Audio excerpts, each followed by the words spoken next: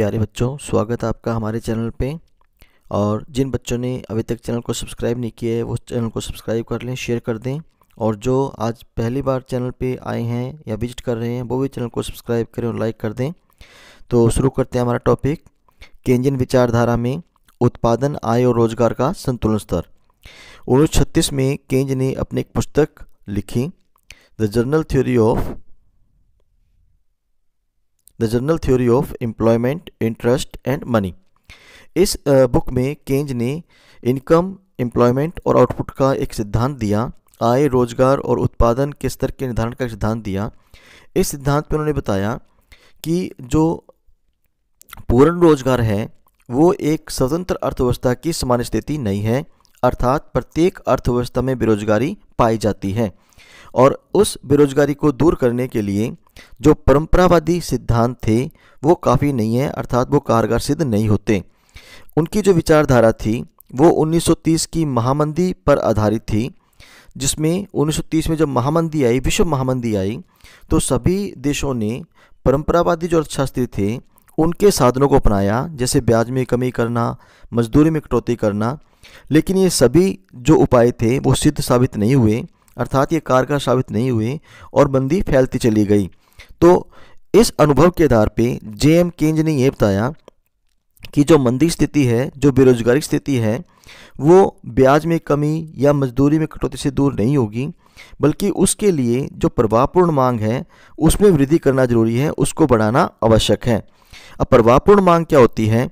प्रभावपूर्ण मांग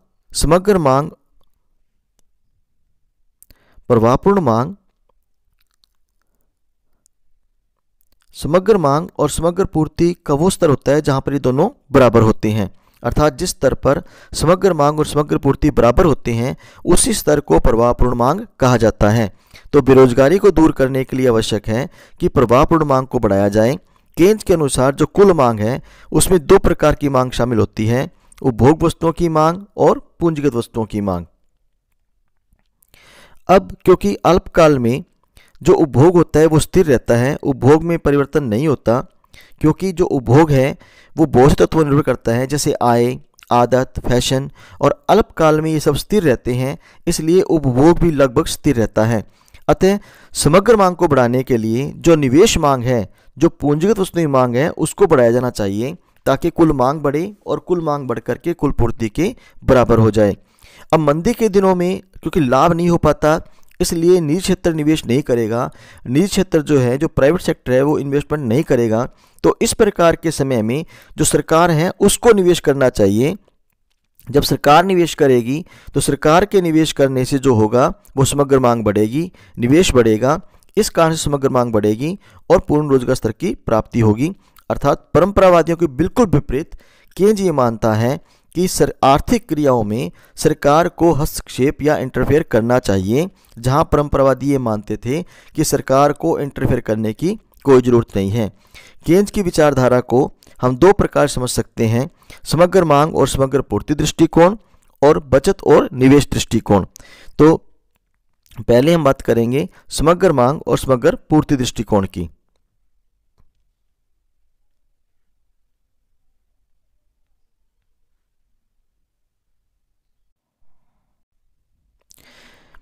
अगर हम केंज की बात करें तो केंजियन विचारधारा में जो समग्र पूर्ति है उसे आय और रोजगार का बढ़ता फलन माना गया है। केंज के अनुसार जो समग्र पूर्ति है वो आय और रोजगार के स्तर पर निर्भर करती है, अर्थात जितना रोजगार, जितनी आय बढ़ती जाएगी उतनी ही समग्र पूर्ति बढ़ती चली जाएगी। ऐसा क्यों माना केंज ने? केंज के अनुसार जब एक उत्पादक उत्पादन करता है तो उत्पादन के साधनों को उत्पादन के बराबर आय देता है, अर्थात हम 4 साधन लगाते हैं, लैंड, लेबर, कैपिटल, एंटरप्रेन्योर, और उनको उत्पादन के बराबर राशि दे देते हैं। उत्पादक के दृष्टि से तो यह राशि लागत होती है, लेकिन साधनों की क्या होती है? आय होती है।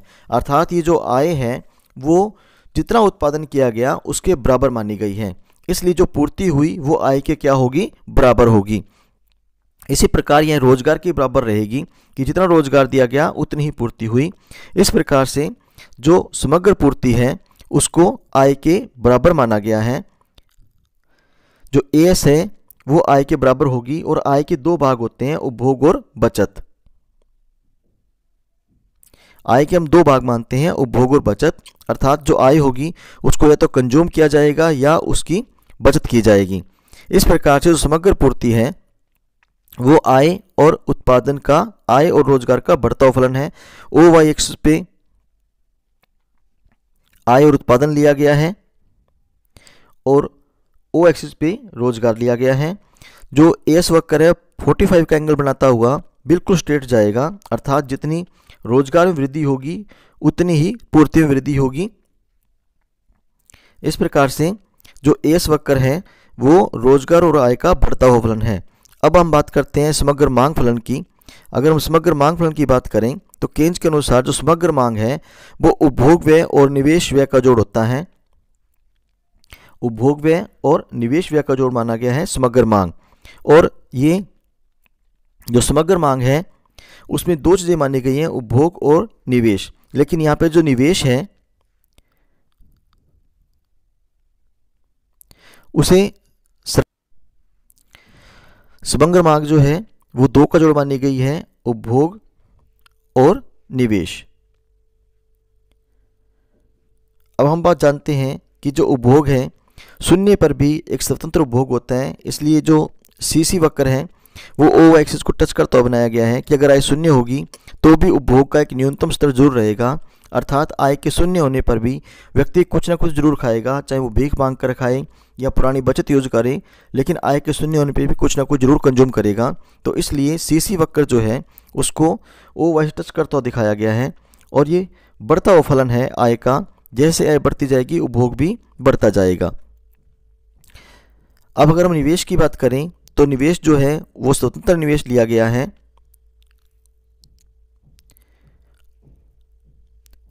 आई जो वक्र है हमारा वो स्वतंत्र निवेश को दिखाता है, अर्थात जो सरकार है वो एक निश्चित मात्रा में प्रत्येक वर्ष निवेश करती रहती है या एक मुश्त निवेश कर देती है। इन दोनों के जोड़ के द्वारा हमारा के वक्र निकाला गया है। जो के वक्र है हमारा वो इस C प्लस आई का जोड़ है। इसलिए जो के वक्र है वो CC के बिल्कुल समानांतर है, पैरेलल है, क्योंकि के और CC का डिफरेंस है वो इस I के बराबर है और I क्या है, स्थिर है। इस के वक्र को हमने समग्र मांग वक्र कहा है। अब बात करते हैं संतुलन की। संतुलन वहां पर होगा जहां पर समग्र मांग और समग्र पूर्ति एक दूसरे के बराबर होते हैं। बिंदु ई संतुलन का स्तर है जहां पर समग्र पूर्ति और समग्र मांग एक दूसरे को काट रहे हैं। अतः संतुलित जो मांग और पूर्ति है वो 40 है और समग्र जो आय और रोजगार संतुलन जो आय और रोजगार है वो भी 40 है। अगर इसमें कहीं असंतुलन होता है, अर्थात कोई ऐसी स्थिति हो जिसमें या तो समग्र मांग समग्र पूर्ति से ज़्यादा हो जाए या समग्र पूर्ति समग्र मांग से ज़्यादा हो जाए, तब क्या होगा? अगर इस संतुलन में कोई भी असंतुलन होगा, जैसे मान लीजिए समग्र मांग समग्र पूर्ति से ज़्यादा हो या समग्र पूर्ति समग्र मांग ज़्यादा हो, तो क्या प्रोसेस होगी? हम पहली कंडीशन ले रहे हैं जिसमें समग्र जो पूर्ति है वो ज़्यादा हो समग्र मांग से। अगर ये केस है कि समग्र पूर्ति ज़्यादा हो समग्र मांग से, तो इस स्थिति में जो उत्पादन है वो ज़्यादा होगा मांग से, अर्थात साल के अंत में कुछ ना कुछ जो माल है वो बिना बिका रह जाएगा, जिसके कारण जो उत्पादक होंगे वो आगामी वर्ष में या अगले साल उत्पादन में कटौती करेंगे या उत्पादन में कमी करेंगे। इस प्रकार से समग्र पूर्ति कम होना आरंभ हो जाएगी और वो कम होकर के समग्र मांग के बराबर हो जाएगी। दूसरी स्थिति हम लेते हैं जिसमें समग्र पूर्ति कम हो समग्र मांग से, अर्थात समग्र मांग ज़्यादा हो समग्र पूर्ति से। अगर यह स्थिति है तो इस स्थिति में क्या होगा कि जो समग्र मांग है वो ज़्यादा होने पर उत्पादक साल के आरंभ में जितना भी माल बनाएंगे वो साल के अंत तक सब बिक जाएगा और उसके अलावा भी मांग रह जाएगी। जैसे मान लीजिए उत्पादकों ने 1200 वस्तुएं बनाई साल के आरंभ में और साल के एंड में वो 1200 वस्तुएं बिक गईं, बल्कि 1500 वस्तुओं की मांग रही, अर्थात 300 वस्तुओं की मांग ज़्यादा रही। तो उत्पादक आगामी वर्ष में क्या करेंगे? 1500 वस्तुओं उत्पादन करेंगे, अर्थात पूर्ति को बढ़ाएंगे, तो पूर्ति बढ़ते हुए समग्र मांग के बराबर हो जाएगी। इस प्रकार से जो संतुलन है वो दोबारा से स्थापित हो जाएगा। इस प्रकार केन्ज की विचारधारा में समग्र मांग और समग्र पूर्ति जो है वो उत्पादन में कटौती या वृद्धि के द्वारा अपने आप बराबर हो जाते हैं। तो ये थी केन्ज की समग्र मांग और समग्र पूर्ति विचारधारा। नेक्स्ट वीडियो में हम करेंगे केन्ज की बचत और निवेश विचारधारा